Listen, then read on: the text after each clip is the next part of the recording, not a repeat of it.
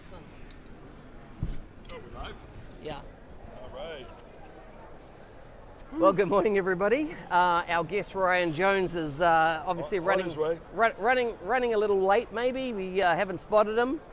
Our following guest after him is Charles Lamana. We've just seen him come into the expo hall. I know he's around. It's going to be a busy day. Lots of Getting clear. chats today. What are you feeling there, George? George is moving our camera. What are you thinking? George, don't mess with the setup. It can't have any bleed on the sides, George. Too late. Just deal with it. It should only be perfect background. So. Okay, good. And can you? Okay, just some on the fly to setups. Anyhow, Tonight's pub quiz. Tonight's pub quiz. So we're going to try. We're not sure if we'll be able to, but we're going to try and see if we can set this rig up over for pub quiz tonight. So we'll be broadcasting that live also. Yeah, do we know what time that is again? That's the plan, right?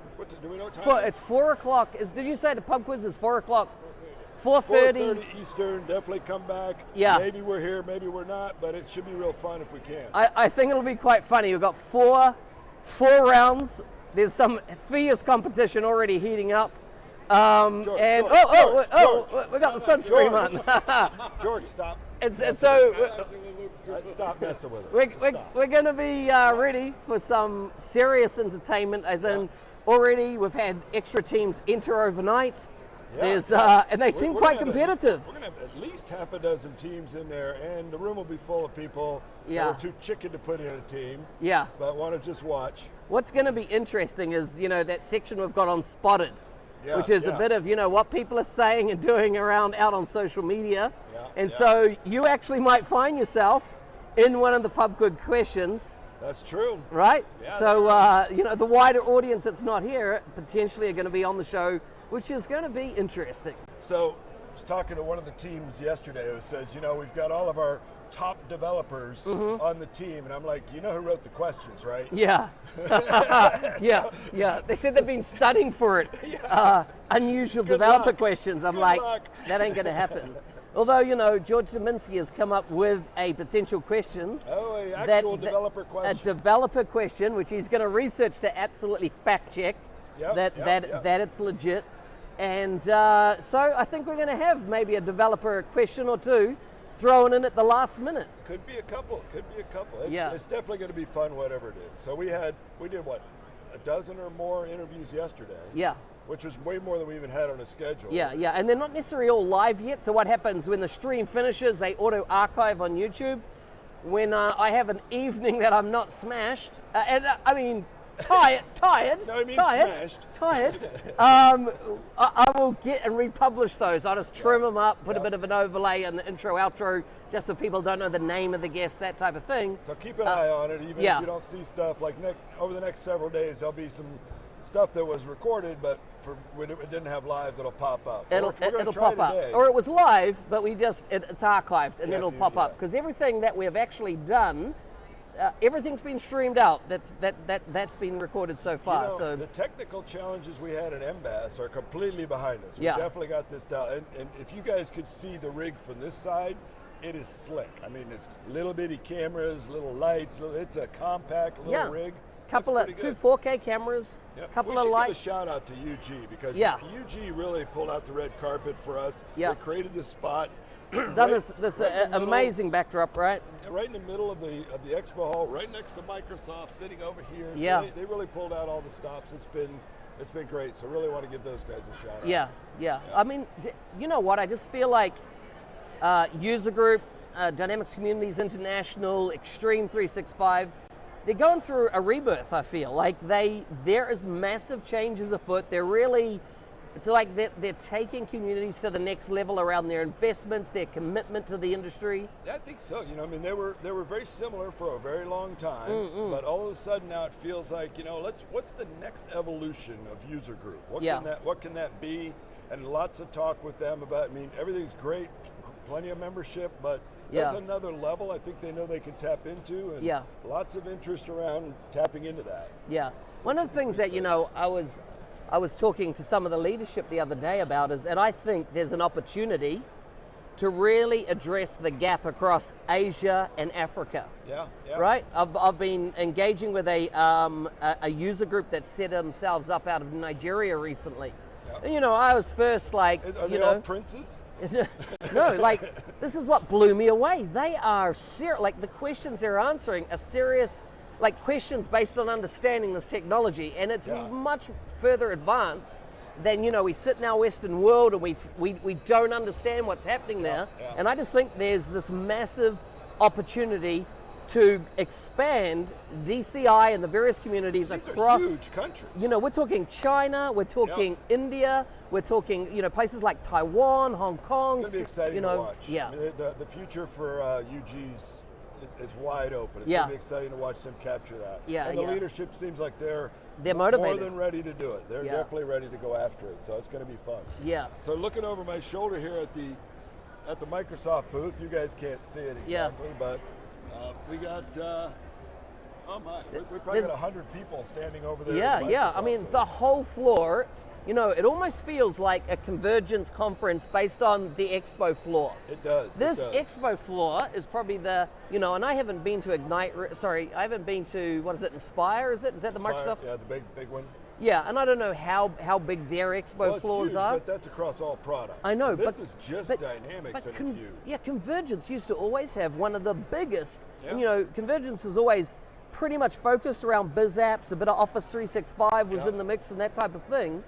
But I just feel like the market is booming. Yeah. Well, we're starting to hear more from Microsoft in particular to the biz apps community that you know what the trifecta is: you build a business application, you incorporate some Azure, and you bring in Teams. Yeah. So this is that 3-cloud stack, and I think I was talking to you the other day. I sat in on a Microsoft demo to an enterprise customer where they were doing the demo. They didn't leave, and it was a biz apps demo. Yeah. They didn't leave Teams. I mean, they opened up Teams and everything. They did it all from. I mean, I was waiting. Okay, when are you going to jump out to what we know? But what we know was in there. I mean, it was really clearly there's a focus here for Teams to just blow the hell up. Teams is going to be the center of the universe. I was telling you the other day that there was an announcement. I saw something on must have been LinkedIn that Adobe has done a full Teams integration around Adobe Sign directly inside of Teams. And I was like, okay, well, I have an Adobe Sign account. I've got the Adobe Cloud. I pay the annual subscription because it gives me all the design tools for graphics and, that type of thing, Premiere Pro for video editing. And so I was like, hey, well, I do contracts for businesses, and I hate the idea of anything not being digital. Right? I don't like the idea of someone. You don't want to fax your contract to someone for signature? I was just hearing somewhere recently that fax was still the way they're doing business. And I was like, amazing. Wow. But what I liked about it from within Teams, I basically said sign contract. It said, which of your contracts do you want to send in to your customer? I chose it. It said, what's their email address? Send. And then when they signed it, I got a notification Teams. Contract signed and filed. Yep, nice. Thank you very much. And there's a team site, there's a team set up just for that group. Yeah. So it's all concentrated. It's all controlled. It's all secure. Within the application. I'm just like, I'm an independent contractor, right? I don't have a big team to run my accounts and things like that. This made it's so simple for a business to run, but using these latest digital tools to run efficiently and focus on creating value for customers, rather than the admin overhead of business. You should do a podcast series on running a practice. Oh, wait a minute, you already do. So I've been thinking about, I've had the Dynamics 365 practice podcast. Yeah. A mouthful. Always been a mouthful of that big name. And that's been running over 2 years now. It was my foundation podcast. It's going to stop as of December the 31st. What are you going to do instead? And I just made that date up right there, right? I just made that date up. Just like you're going to make up the name of what'll replace it right now on the spot. I've got the name. Okay. So if I say it, the concern is we know George Dubinsky's in earshot. He's going to go out and buy every domain name under the sun for my new podcast. You of stealing his idea. And he will. Here it is. It's going to be called, wait for it, the Power Platform Podcast. Wait a minute. Did the earth shake? I felt Wow. a slight tremble, but it might have just been gas. Yeah. It's not that earth shattering, but So we may seem a little perkier today than we were yesterday. Yeah. Because we've kind of learned when we're going to do these early morning things, we probably shouldn't drink like maniacs the night before. That's it. We learned that the night before last. So Yeah. last night we were actually in by about midnight, I think, which Yep. is hard because this is No, fun. it was 1 Lots o'clock. of- It was Was it 1 1 o'clock. It was o'clock? 1 o'clock. But we slept a little longer because we We knew did. the expo and the keynotes happened this morning. And we actually got to skip the keynote because everyone that was in the keynote will be on our show Today. between today Yeah, and tomorrow. exactly. Everyone that was in the keynote. Exactly. So we So can have our own personal keynote. we want to drill under the covers. We'll get Ryan on. We'll get Charles on. I don't Maybe know. out of order, Yeah. depending on when Ryan's. We'll I think see how it Charles works. is coming up shortly, Yeah. and so if Ryan doesn't show up by then, we'll slot Ryan in after. He wants to do it, so we'll Yeah. slot him in after. But just keep paying attention to it. Yeah, stood up. So tell me, we're sensing there's been a lot of changes over the last, let's say, month, to be generous, within the Microsoft Business Application Group. What are you hearing out there? I think we heard. So Charles, one of these guys, will take on anything and everything, and I think that team just exploded under Yeah. Charles. So Yeah. I think we did hear there was some management changes where Charles just had too many direct reports. Right. So I think they've created a layer in there to streamline things a little bit for him. That's all probably inside baseball. And he got a That's not gonna promotion, affect- right? He got He did. a massive, corporate vice president. which is that, Impressive. is he the youngest guy in Microsoft to kind of get that elevation? That is Maybe, phenomenal, yeah. right? It's pretty exciting news, I think. Of the citizen application platform we Yeah. talked about on one of our live, a regular live show that we do every week Yeah. a while back, which is an interesting name for what we're working on. Yeah, CAP, right? That's CAP. what we've abbreviated to. You can guarantee that Microsoft won't be making that abbreviation. They already are. He but- told me they call it that internally, CAP. But I thought we're not even allowed to say PCF. Like PCF So- is not meant to be used. So in our panel yesterday with Matt Barber, Yeah. he referred to what do you call it? A power control framework or something like that. Power control, so not Power App control framework. Not PowerApps component framework. It was like Gotcha. Power. He was like, Yeah. he was three names That's- back. that's the tongue was what twister, it, right? What it first came out as. Yeah. 3 names ago. Can we speculate on something? Let's do. We're known for that. We're known for speculation. So my speculation is this. There's been a lot of confusion in the market around the word Power Apps, right? You have the people that come from the camp of, they were, let's say, modern workplace, Yep. Office side of things, side, Office 365, built a lot of their apps directly on SharePoint, and they had an idea, what was originally Project Sienna, came through, became Power Apps.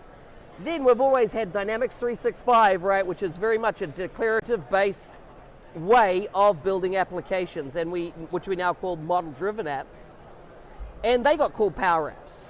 Yeah. And so you go out to a customer, and they're like, well, what is it? What's a Power App? Like, is that a Power App? We don't even need, why are you trying to sell me the CDS? Because we can just live in Power Apps for years Yep.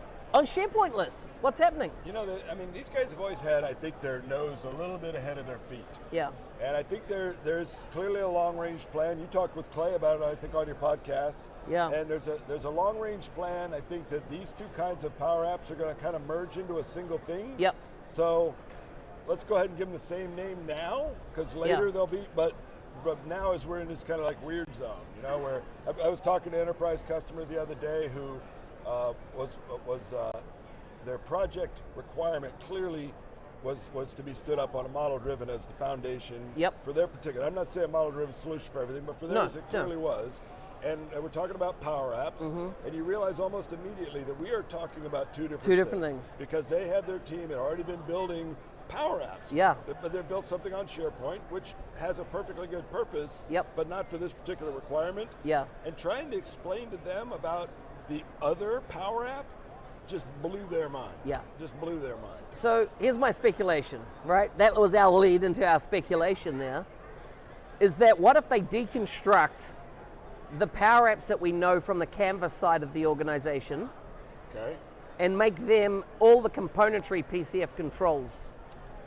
I almost felt like that's where it was. When they decided to allow you to embed a Canvas app in a model driven. Yeah. I mean, that's a very similar componentization, to like right? Componentization of something like the component framework, but now we're talking about then it has to sit in some sort of a model driven thing, right? Yeah. Yeah. So the Canvas is, it can sit out there on its own. Mm-hmm. It can attach to SharePoint, CDS, or anything else really. I mean, Exactly. It can sit on Exactly. its own. So that's, I think, the weird thing is if it becomes a component of model driven, then how does that part work? So, but they keep talking about those things merging together. Yeah, When they first single said that canvas, to right? us,